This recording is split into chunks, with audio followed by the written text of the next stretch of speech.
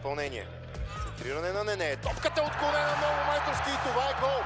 Влага на асистент съдията е ниско долу. Хуан Пабло Саломони. Или поне първоначално влага на асистент съдията бе ниско долу, тъй като сега засадато. Опасно положение. Топката срещна гредата. Сега още веднъж ставаме свидетели на нещо интересно пред вратата на Ботевраца, но отново няма попадение. До този момент своята звезда, която отиде в ЦСКА. Ето го и центрирането, ще има неравен гол, както и в първата среща за деня. Днес, тъй като топката бе блокирана малко преди гол линията, иначе Берое се става. Сега центриране. Топката е отклонена. Към Джонатан. Той реши да комбинира с духата му от удар на бразилеца, който е блокиран. Самоотвержена намеса на Хуан Пабло Саломони. Так наистина ще има възможност за попадение. Колто обръща се, стреля. Топката е избита от гол линията, буквално. И още едно центриране, този път на Александър Георгиев. На дуспата нямаше футболист, който да чака. Само Леандро Годой оценява на 1,5 милиона. Сега Шанде търси възможност за удар, намира я. Но стреля в тялото. Много добра намеса на Тижанстона, след това много интересно центриране. Ще има ли гол тук? Нищо не е приключен Артур Мота. Удар на Бауренски, след това спасяване от гол линията на Хуан Пабло. Справи се първоначално Саломони. Тони Тасев е стопката в наказателното поле. Всъщност тук идва намесата на Саломони. Моля да ме извините, Кайо Лопес преди това до някъде успя да спре набезите на атакуващия състезател на белите. Прекрасна топка за Уесен. Той вече е в наказателното поле и може да стреля в тялото на Саломони. Това Не бе особено трудност да прати топката във врата в дискусии с съдиите. Тук обаче е възможно за Леандро Годой. Допуснат шанс. С корнер ще продължи атаката на ЦСКА. Има проблеми с адаптацията в ЦСКА. Отиграване от страна на Стефан Гаврилов. Възможност за септември. Галин Иванов ще стреля ли? По-скоро не. След този агресивен шпагат. Пред Атанас Рибарски. Не успя да си поведе по най-добрия начин топката и Каталин. Хендрик Бонман днес взема титулярната позиция за сметка на Серджио Пат, който стартира в гостуването срещу Левски. Другата корекция пък се изразява в включването сред стартовите и Камара, Яков Петровски с топка в крака. Тръгва напред Поляка, бе спрян. Меси. Агито Камара. Да комбинира с Кайл Видал. Което е характерно за Зарали под ръководството на Хосе Луис, всъщност разбира се на Хосо Урибе. Хосе Луис Сачари беше предишния наставник за Леандро Годой. Соломони. След това ситуацията завърши с топка в ръцете. Да, близо до тъч линията. Това подаване изглежда добро, но първи до топката стига Хуан Пабло Соломони. времено Марк Емилио Папазов, удар на Марк Емилио Папазов, блокиране той. Хуан Пабло Соломони, да го кажем, на стадион Берое. Скаршен. Добра размяна на подавания до тук от футболистите в бяло. Линцет преди малко към момента. До баражното 13-то място в централния кръг. Пореден много добър извеждащ пас от негова страна.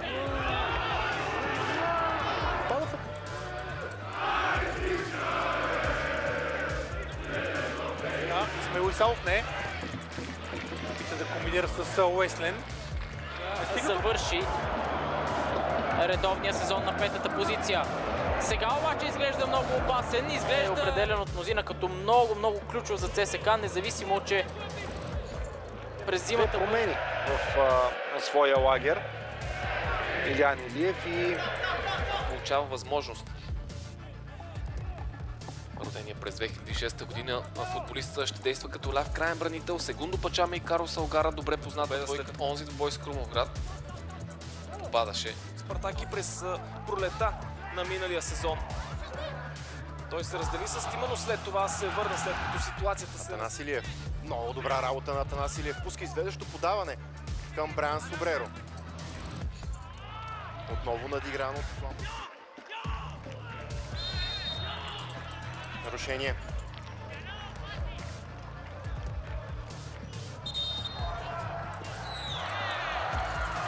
реализиран от Хуан Пабло Соломони. Но все още нищо не е приключил. Мамаду Диала в наказателното поле. Съдено. Селсо Сидни с пробив, спрямо от Хуан Пабло Соломони. След това самочувствие и техника от страна на Васил Панайотов. Даването Георги Лазаров сега.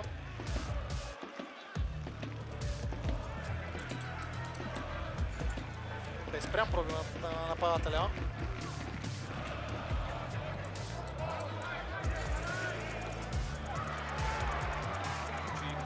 Срещу Арда в своеобразно гостуване на кърджалийци. Много хора, Добруджа е трябвало да стигне поне до изравнителен гол. Сега обаче ЦСКА може да стигне до откриващ гол в резултата. Действията на съперника. Тренира с Спас Делев, само че седмицата няма. Иначе като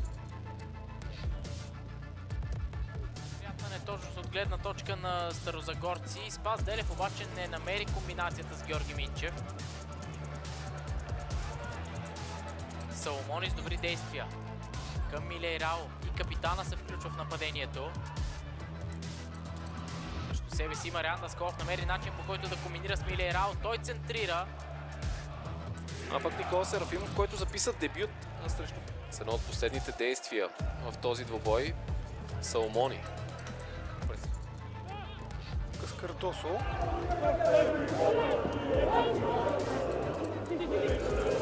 А кои футболисти на Бероя генерално трябва да бъдат по-внимателни, за да не си изкарат жълт картон? Конкретно от тези, които са на терена от 7 удара до този момент в срещата. Бероя обаче по-ефективен.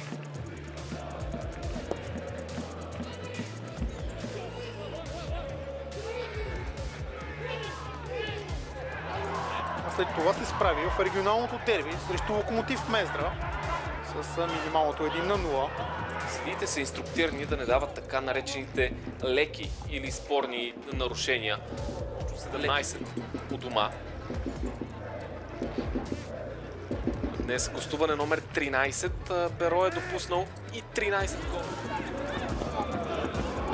Дефанзивен план за Берое, но и даваше възможност, ако Файтон намери домакинство на Спартак Варна, домакинство на Берое, за което говорихме. След Черно море в срещата за купата на страната. ЦСКА обаче спечели онзи матч. Виктор Вълков. Изненадващо. Отбелязвайки някои много важни попадения, да, много трудно може да бъде заменен футболист като Ахмед Ахмедов, всъщност, като знаем колко сериозен е погледа на собственика на Берое към Южна Америка и в привличането на футболисти, но и в изходящ. Още по-назад към Соломони. Затворен беше коридора за подаване назад, така че трудност пред Берое тук да задържи владението. Все пак домакините се справиха. В защитната линия на Берое, родени през 2006 година. И всъщност, каква беше подготовката на двата тима? И за Спартак, и за Берое преминала на българска земя.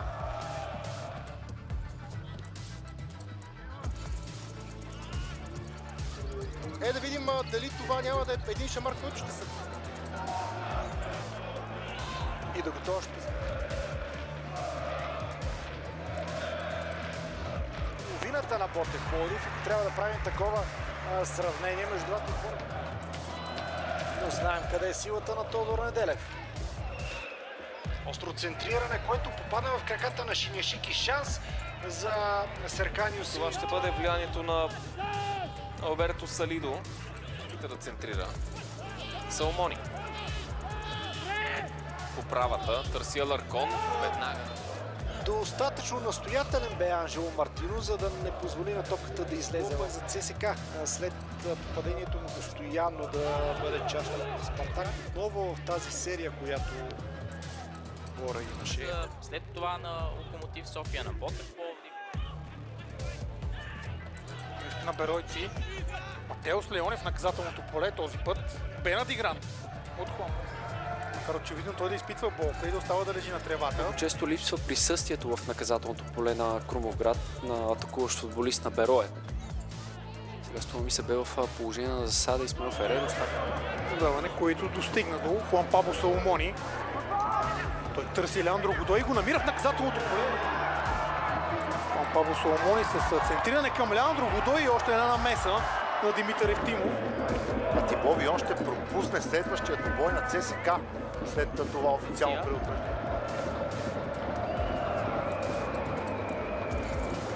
Соломони изпраща напред, където е Кевин Сейхъс. Той изпревари.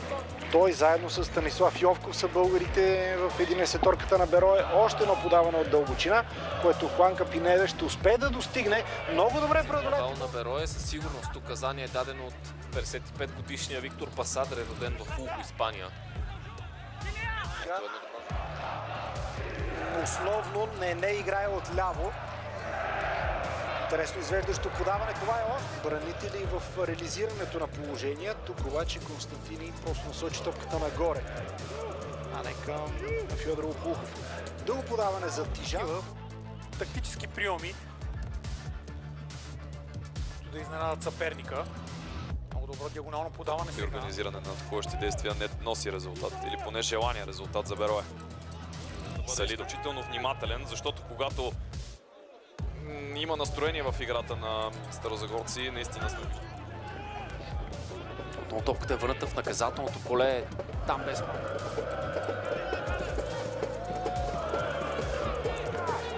Центриране в наказателното поле. Соломони с днешния двубой ще станат 11. Към Мартин Ачков. Подаването към Евертон.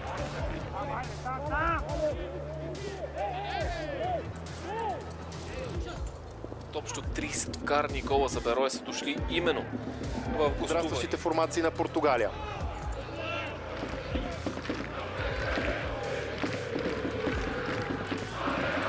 Антонев, той наляво към Кирнобари. Следния пък центрира. Имаше в резултата в миналото. Точно обратното, вече да изостава в Че резултата. комбинациите не се получават толкова лесно, колкото на Александър Томаш му си иска. Втори Вълков се справи с първата топка, втората обаче е за Спартак. Мерим един в разредено пространство. От Каскардо Акинтова с центрирането. Тук добра възможност за Бирсен Карагарен. Той обаче извършва нарушение.